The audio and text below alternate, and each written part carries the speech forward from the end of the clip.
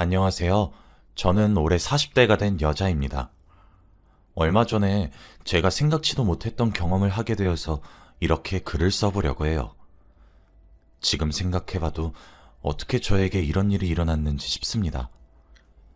당시에는 스트레스도 많이 받고 큰 충격이어서 어디서 말도 못하고 다녔는데 지금은 어느 정도 상처가 치유돼서 여러분들에게 알려드리고 싶습니다.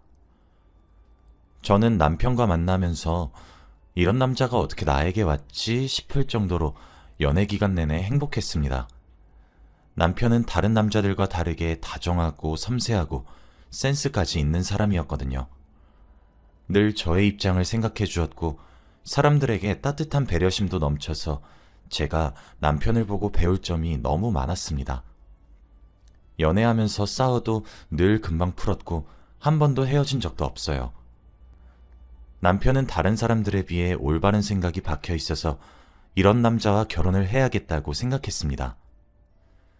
이런 남편을 낳으신 부모님이라면 당연히 좋은 분이실 거라고 생각했어요. 남편을 이렇게 올바르게 만들어 주셨는데 부모님의 성격이 더 좋을 거라고 생각했습니다. 결혼 전에 인사를 드리러 갔는데 역시나 다정하고 스윗한 분들이셨어요. 시아버지가 되실 분은 몸이 편찮으셨지만 그 와중에도 미소 한 번 잃지 않으시고 끝까지 저를 배려해 주셨습니다. 그리고 시어머니 되실 분도 저의 손을 꼭 잡아주면서 우리 가족이 되어줘서 고마워요 라고 말씀해 주셨죠. 이런 집에 시집을 가게 된다면 시집살이는 당연히 없을 거라고 생각했고 행복한 결혼 생활을 할 수 있을 것만 같았습니다. 저희는 속전속결로 결혼식을 준비했고 결혼식 당일이 얼마 남지 않았을 때였어요. 딱 결혼식을 2일 남겨두고 있을 때 시아버지가 돌아가시고 말았습니다. 의사 선생님께서 이번엔 오래 못 버티실 것 같다고 했지만 시아버지는 저희의 결혼식을 꼭 보고 생을 마감하시길 간절히 원했어요. 그런데 하늘도 무심하시지 시아버지는 저희 결혼식을 보지도 못하시고 돌아가셨습니다. 남편은 항상 존경의 대상이 시아버지라고 말하고 다녔어요. 그래서 남편은 시아버지의 죽음이 엄청나게 크게 다가왔습니다. 정신을 차리지 못했고 하루 종일 울다가 지쳐 잠들기를 반복했죠. 이 상태로는 절대로 결혼식을 올리지 못할 것 같아 저희는 결혼식을 미루기로 했습니다. 잠정적으로 미루기로 했고 지금은 시아버지의 죽음에 조금 더 집중하기로 했죠. 남편이 결혼식 안 미뤄도 된다고 저한테 미안해하면서 사과를 했지만 제가 미루자고 했어요. 저도 결혼식이 조금 더 행복한 분위기 속에서 진행되길 원하기도 했고 남편한테 부담을 주는 것 같아서 결혼식을 미루는 것이 옳은 선택이라고 생각했습니다. 남편은 시아버지의 장례식장에서 너무 많이 울어서 실신까지 했고 응급실에 가서 수액을 맞을 정도로 힘들었어요. 제가 옆에서 도와주고 싶은데 힘이 되어주지 못해 많이 미안했습니다. 그렇게 장례식이 끝나고 모든 시아버지와 관련된 물건들을 싹 다 정리했어요.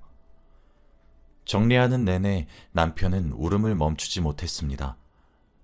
그리고 시댁에 가서 시아버지 물건을 정리하면서 시어머니가 아이고 이 큰 집에서 나 혼자 어째 사노 라고 말을 하더라고요.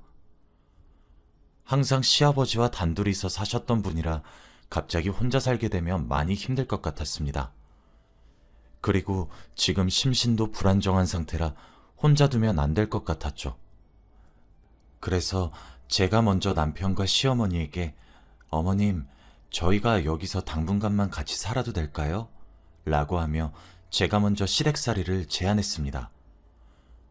원래 며느리가 시댁살이를 제안하는 경우가 잘 없긴 하잖아요. 그런데 전 그만큼 시어머니가 좋았고 걱정돼서 옆에서 챙겨드리고 싶었습니다. 저의 말을 듣고 남편과 시어머니는 놀라셨고 바로 좋아하셨죠.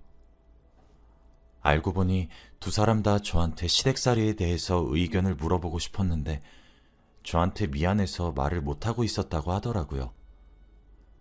남편은 저에게 말을 먼저 꺼내줘서 너무 고맙다고 했습니다. 그래도 저의 시댁살이를 당연하게 생각해주지 않고 항상 고맙다, 미안하다는 말을 자주 해줘서 좋았습니다. 남편은 저에게 딱 한 달만 시댁에서 지내자고 했어요. 시어머니가 심신이 조금 안정되고 위로가 어느 정도 된 것 같으면 분가를 하자고 했습니다. 저도 그 말에 동의했고 저는 본격적으로 시댁살이가 시작되었답니다. 다른 며느리들처럼 저도 밥 차리고 청소하고 빨래하고 하면서 일을 했어요. 시어머니는 아직 시아버지를 잊지 못하셨는지 하루 종일 누워 계셨고 시아버지의 물건을 안고 있었죠. 제가 옆에서 밥을 먹여드려야 겨우 하루에 한 끼 드셨습니다. 정말 마음이 아프고 안타까웠어요. 남편은 출근을 하니까 낮에는 저 혼자서 시댁에 남아 어머니를 돌봐드려요. 그런데 역시나 쉬운 일이 아니더라고요. 누군가의 밥을 차리고 누군가의 옷을 개는 건 정말 어려운 일이었습니다. 일주일만 해도 온몸이 쑤시고 하기 싫더라고요. 그런데 하루 종일 울면서 창밖만 보시는 시어머니를 보니까 포기할 수 없었습니다. 남편은 저에게 미안하다면서 몇 주만 기다리라고 해주었어요. 그리고 퇴근하고 집에 오면 저와 교대를 하고 어머니를 챙겨주었죠. 남편이 퇴근하면 전 자유시간이었습니다. 저희 둘은 어머니가 조금이나마 나아지기를 간절히 바랬고 저희의 노력 덕분인 건지 조금씩 기운을 차리신 것 같더라고요. 밥도 잘 드시고 TV를 보면서 웃기도 하고 저와 대화도 자주 하셨습니다. 거의 예전과 비슷할 정도로 말이죠. 저희는 괜찮아지신 것 같은 시어머니를 보니까 점점 돌봐드리는 것도 편해졌고 서로에게 더 집중을 했습니다.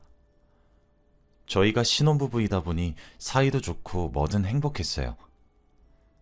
시어머니와 같이 식탁에 앉아서 이제 화목하게 대화도 나누면서 식사를 할 수도 있게 되었고 주말이 되면 같이 예능 프로그램을 보며 셋이서 웃고 떠들 수 있게 되었죠. 그 사이에 저희 부부는 한 달이 끝나기만을 기다리면서 알콩달콩 잘 살 날을 기다렸습니다. 그런데 시어머니가 조금 괜찮아지신 건지 남편을 대하는 게 어딘가 조금 묘하더라고요. 남편이 회사에서 보너스를 받거나 승진을 하면 아이고 우리 아들 잘했어 라고 하면서 토닥토닥 했습니다.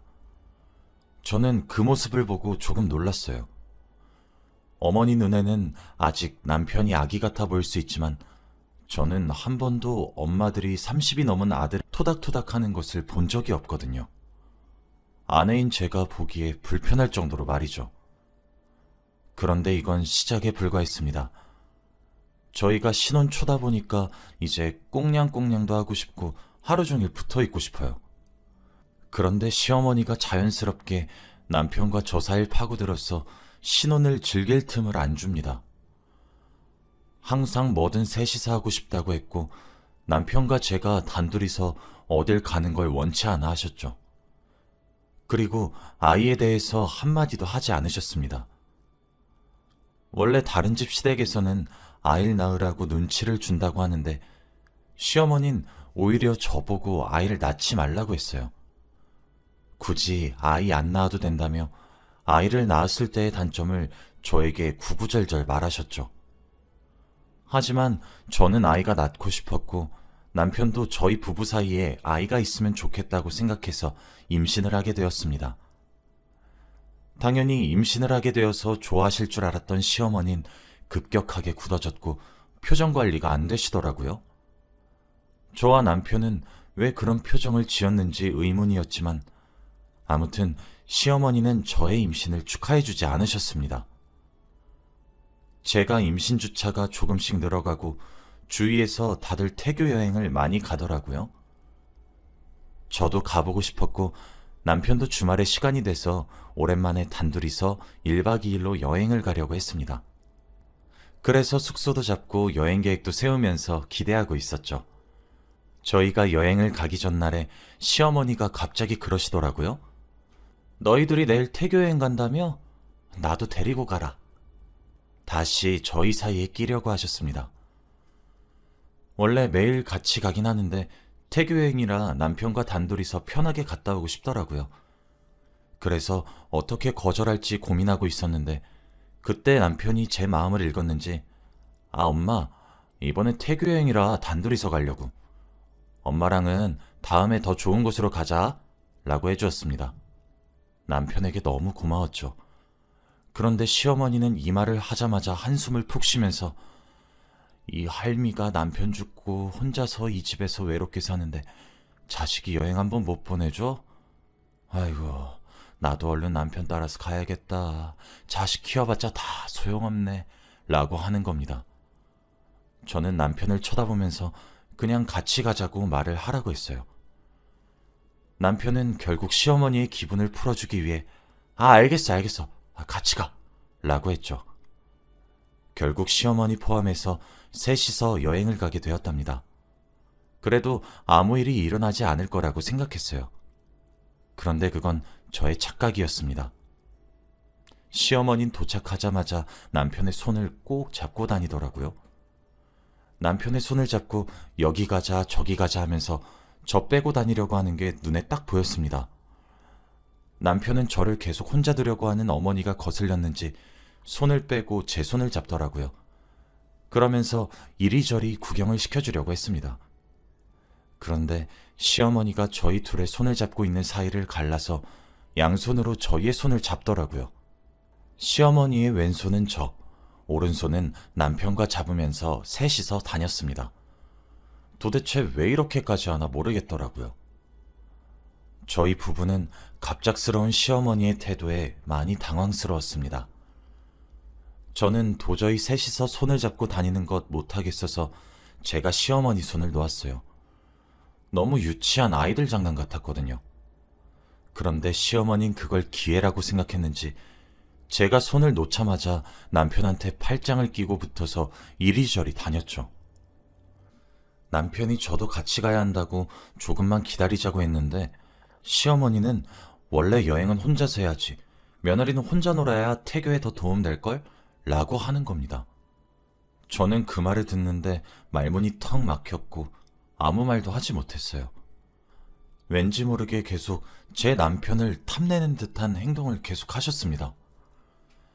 아무튼 그러고 집에 돌아와서 다시 일상생활을 살았어요. 저는 드디어 아이를 낳았고 가족들은 너무 좋아해 주었습니다. 출산한 지 얼마 안 돼서 집에서도 일을 하지 않았고 아이만 돌봤어요. 아이를 키우니까 너무 힘들었고 이제는 정말 분가를 해야겠다는 생각이 들더라고요. 시댁에서 계속 키우면 시어머니도 돌봐야 하고 아이까지 돌봐야 하니까 너무 빠듯했습니다. 그래서 남편에게 이제 분갈하자고 말을 했죠. 남편도 좋다고 했고 이제 시어머니도 과거의 아픔을 조금 치유한 것 같으니까 나가자고 했어요. 시어머니에게 솔직하게 다 말했습니다. 아이를 키우기 위해서 분가를 하겠다고 말이죠. 그런데 시어머니는 절대 나가면 안 된다고 합니다. 아이를 키우는데 자신의 도움이 있어야 한대요. 자기도 아이를 키워본 적이 있으니까 도움을 많이 준다고 합니다. 저와 남편이 아무리 설득을 하면서 분갈하겠다고 해도 계속 육아를 도와줄 테니 애가 조금 클 때까지만 더 살다가 가라는 말만 반복하셨죠. 저희는 시어머니의 고집을 꺾을 수 없었고 결국엔 다시 그 집에서 살게 되었답니다. 그런데 시어머니가 조금 이상하게 제 아들을 대했어요. 원래 할머니들이 손주를 많이 예뻐하는 건 저도 알고 있습니다. 그런데 원래 손주들한테 아들이라고 하나요? 다들 손주라고 하지 않나요? 시어머니는 저희 아이한테 아들이라고 불렀습니다. 처음엔 제 아들이 너무 예쁘고 사랑스러워서 하는 의미 없는 말인 줄 알았습니다. 시어머니가 아들을 예뻐해 주시니까 저도 좋았죠. 그런데 계속해서 아들이라는 말을 멈추지 않으셨고 얼마 전에는 엄마가 해줄게 라고 하면서 자신을 저희 아이의 엄마라고 칭하더라고요. 솔직히 이런 경우는 한 번도 본 적이 없어서 당황스럽기도 한데 제가 너무 예민한 건가 싶었습니다. 그리고 조금 불쾌하기도 했어요. 엄연히 제 아들이고 제 자식인데 시어머니가 엄마 거리니까 조금 속상하긴 했죠. 그리고 아직 신생아라서 얼굴도 제대로 보이지 않는데 시어머니는 무조건 자기네 집안의 얼굴이라고 합니다. 무조건 자기 아들을 닮았다고 하면서 말이죠. 그러면서 저하고는 닮은 구석이 하나도 없대요. 자기 아들을 닮아서 아빠 집안이라고 합니다. 너무 어이가 없었어요. 어떻게 한 방을 먹일까 고민을 하다가 이렇게 말했습니다. 아, 그래요? 그럼 남편도 어릴 때 어머니 힘들게 맨날 울고 잠도 안 자고 그랬어요? 내 배로 힘들게 낳긴 했지만 왜 이렇게 속을 썩이나 모르겠어요. 저는 어렸을 때 울지도 않고 참 순했다고 하던데. 에휴. 이 말을 하면서 시어머니를 쳐다보니 입을 꾹 다물고 계시더라고요. 대체 왜 이렇게 자기 아들에 대한 사랑이 강한 걸까요? 옆에 있는 사람들이 힘들 정도였습니다. 저도 아이를 낳고 보니까 어느 정도 소유욕을 느낄 수는 있다고 봐요. 그런데 아들 부부를 맨날 따라다니고 항상 같이 있어야 하고 이런 건 너무 별로라고 생각합니다. 아무튼 저는 한 번 잘못 건드렸다가는 펑 하고 터질 것 같은 시한폭탄이었어요. 하지만 결국엔 저의 시한폭탄이 터지게 되는 날이 오고 말았어요. 제가 아이를 낳고 아이를 친정에 잠시 맡긴 뒤 남편과 같이 둘이서 데이트 좀 하려고 했습니다. 그래서 준비를 하고 나갈 채비를 했죠. 그런데 역시나 저희 부부가 나갈 준비라니까 시어머니가 어디 가냐 뭐 하냐 등등 꼬치꼬치 캐묻더라고요. 대답해주기 싫었지만 그래도 말해주었습니다. 그러면서 또 같이 가자고 하더라고요. 이번엔 정말 귀찮게 하지 않겠다고 했습니다. 그리고 저희는 남편이 운전하는 차를 타려고 했어요. 그런데 아주 당당히 남편의 옆자리인 조수석에 타는 게 아니겠습니까? 제가 시어머니에게 남편이 초행길이라 제가 옆에서 길 알려줘야 해요 라고 말을 했지만 시어머니는 어차피 내비게이션 있잖아 그거 보면 되지 라고 하더라고요. 저는 어처구니가 없긴 했지만 그래도 뒷좌석에서 혼자 앉았습니다. 시어머니가 길을 잘못 알려주셔서 몇 번 길을 잘못 든 적이 있지만 그래도 우여곡절 끝에 도착하고 재밌게 놀았죠.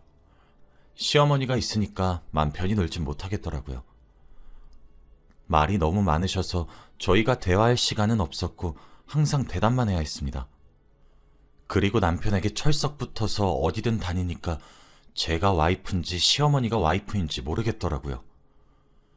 아무튼 대충 놀고 일찍 집에 들어가려고 했습니다. 그리고 갈 땐 제가 운전을 하기로 했죠. 그런데 더 놀라운 건 남편이 뒷좌석에 타니까 시어머니가 뒷좌석에 타는 거 있죠. 남편은 시어머니가 조수석에 앉을 것을 예상하고 배려를 해서 뒷좌석에 앉은 건데 시어머니가 남편과 함께 뒷좌석에 앉으니 많이 당황했습니다. 남편은 시어머니에게 앞좌석에 앉으라고 말을 했지만 시어머니는 뒷좌석에 앉겠다고 고집을 피웠죠. 그래서 남편이 엄마가 앞에 안 앉을 거면 내가 앞에 탈게 라고 하면서 조수석에 앉으려고 하니 남편의 손목을 잡고 뒷좌석에 앉으라고 했습니다. 저희 둘 다 너무 당황스러웠죠. 딱 봐도 저건 남편과 둘이서 앉기 위한 거잖아요? 결국엔 조수석엔 아무도 안 앉았고 집으로 도착했습니다. 그런데 남편이 집에 돌아오는데 주차장에서부터 표정이 너무 안 좋더라고요. 갑자기 왜 그런가 싶어서 여러 번 물어봐도 대답해주지 않았습니다. 그리고 집에 가서 절 조용히 부르더라고요. 시어머니가 없는 곳으로 저를 불러서 왜 표정이 좋지 않았는지 말해주었습니다. 집으로 오는 내내 뒷좌석에서 잠을 잤는데 시어머니가 더듬더래요. 상체하체 다 상관없이 그 손길에 남편은 잠에서 깼지만 일어난 척을 못했다고 해요. 한 번도 어머니가 그런 적이 없어서 너무 당황스럽고 소름 끼친다고 합니다. 저도 남편의 말을 듣고 조금 심각해졌어요. 대체 갑자기 왜 저러나 싶었죠. 그리고 며칠간의 고민 끝에 남편과 저는 시어머니를 병원에 모시고 가기로 했습니다. 건강검진이라고 거짓말을 하고 유명한 병원으로 가서 상담을 받게 했어요. 그런데 시어머니의 검사 결과는 정말 충격적이었습니다. 의사 선생님의 말로는 자신에 대한 소유욕이라고 합니다. 남편이 죽고 나서 자신에게 사랑을 주는 사람이 없어서 애정결핍이 생겼대요. 그래서 남편에 대한 애정결핍이 모두 아들에게 갔다고 합니다. 결국 그게 과해져서 아들에 대한 집착과 사랑이 되었다고 하더라고요. 그리고 지금은 며느리가 자신의 아들을 뺏어갔다고 생각해서 며느리를 좋아하지 않는다고 합니다. 저와 남편은 할 말을 잃었고 정말 충격적이었죠. 어머니는 약물 치료랑 상담 치료로 다시 예전처럼 돌아올 수 있다고 했고 저희는 바로 그렇게 해달라고 했습니다. 저와 남편은 의사 선생님이 하라는 대로 바로 분갈했고 어머니 혼자 집에 두었습니다. 다행히도 어머니가 심해지기 전에 왔다고 하더라고요. 더 심해졌다면 아이의 목숨이 위험할 뻔했다고 합니다. 그 말을 듣는데 온몸에 소름이 돋고 아찔한 거 있죠? 지금은 어머니가 상담도 받고 약도 먹으면서 많이 나아지셨어요. 처음엔 왜 자기한테 관심을 안 주냐고 화를 냈는데 이제는 혼자 계시는 거에 많이 익숙해진 듯 합니다. 지금 생각해봐도 정말 어떻게 이런 일이 생겼나 싶어요. 저와 남편은 아직까지도 그때 일에 대해서 말을 합니다. 여러분도 혹시 이런 적이 있으신가요? 저의 이야기는 여기까지입니다. 들어주셔서 감사해요.